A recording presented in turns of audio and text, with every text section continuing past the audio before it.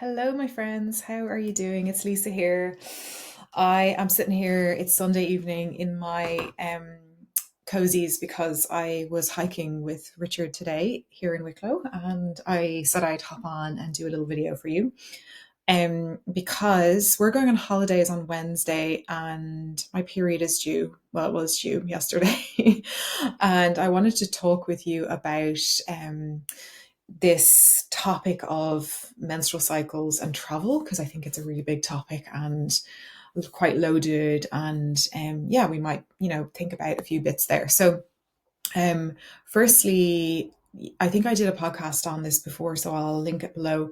But yeah, if you are someone who struggles in some way with your cycle, whether you have physical pain, mental, psychological, emotional challenges around your cycle, and you have travel booked, um, it is very, very normal to feel worried about that, particularly if you are someone who has tracked your cycle a little bit. You've maybe started practicing menstrual cycle awareness, and you're trying to live your life a little bit more in sync with the cycle, which is really, really good. But at the end of the day, we can't make any guarantees with what our body is going to do and with how our schedule aligns with our cycle. And I can talk about that in more detail another time.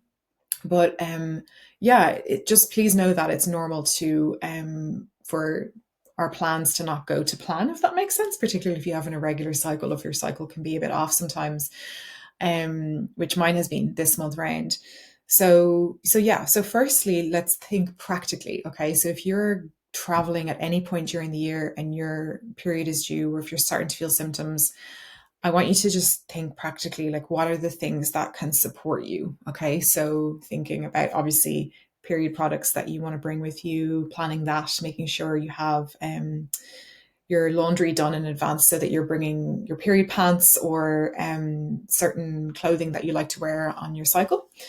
Thinking about maybe bringing extra painkillers or, I don't know, extra sachets of chamomile tea or a hot water bottle with you, an empty hot water bottle for the airplane, and getting it filled. So I've actually been known to go to a coffee shop in the airport and get my hot water bottle filled up.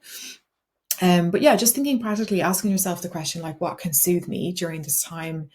What can soothe your body on the outside and on the inside, so food and drinks and things like that. So I also like bringing a little essential oil. I have a few of those little roller balls that I quite like, so those can be a really nice thing to pop into your handbag and just to smell. And you like lavender and geranium, and those nice scents can be really nice, or rose, really, really nice for your senses. It can really calm your system as well. But from a kind of mental, emotional point of view, what I also want you to start to think about is when you the moment you realize that you're thinking about your period coming and it happening on holidays, I want you to take a mindfulness pause, no matter where you are. You could be cooking in the kitchen, or you could be on the bus, or you could be chatting with someone.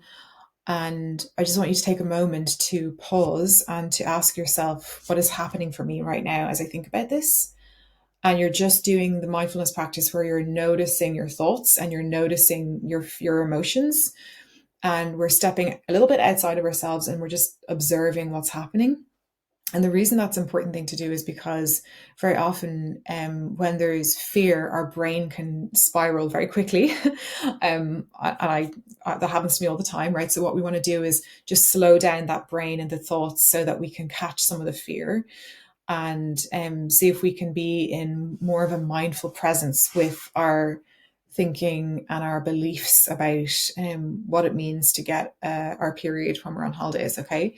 So ultimately, the place that I want you to get to is where you're able to be in total presence and trust with what will unfold without making a story about it. Because when we can get to that place of presence and trust, um, we're actually more likely to be in a regulated nervous system. And when we're in a regulated nervous system, our nervous system is firing fewer pain signals. And this goes into pain science and the nervous system, which I'm going to be talking about in a lot more detail soon, teaching you about the science of this. But the more we can stay present and trust and not in fear, the better it is for someone who is journeying the path of recovery from chronic pain and illness and symptoms. Okay.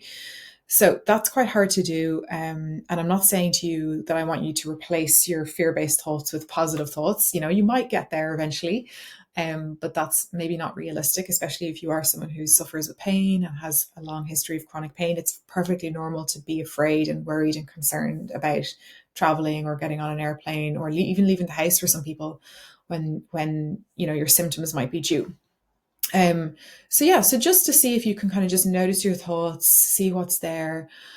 You know, what happened for me today was I was noticing those thoughts and I was like, okay, I'm just gonna like see if I can just place those thoughts over here for a second and not like be in them, but just have them over there and I can just be in presence, like right now in this moment. I don't have pain and there's no problem and I don't need to worry about tomorrow. Like whatever will happen tomorrow will happen and I can trust myself and I can look after myself and I can ask for help. So and then of course I was chatting with Richard, my partner, about that, and I was saying to him, yeah, you know, my period is due, and he was like, oh my God, I know, and he started freaking out, and I was like, no, we're not going to go into fear, we're going to be present, it's going to be fine. Because I even have a lot less pain, so I don't know why he was so why he was worried, but he knows that I like to take it gently when I'm on my cycle, and yeah, it's not the most comfortable thing to get on an airplane, and we have an early flight as well on Wednesday.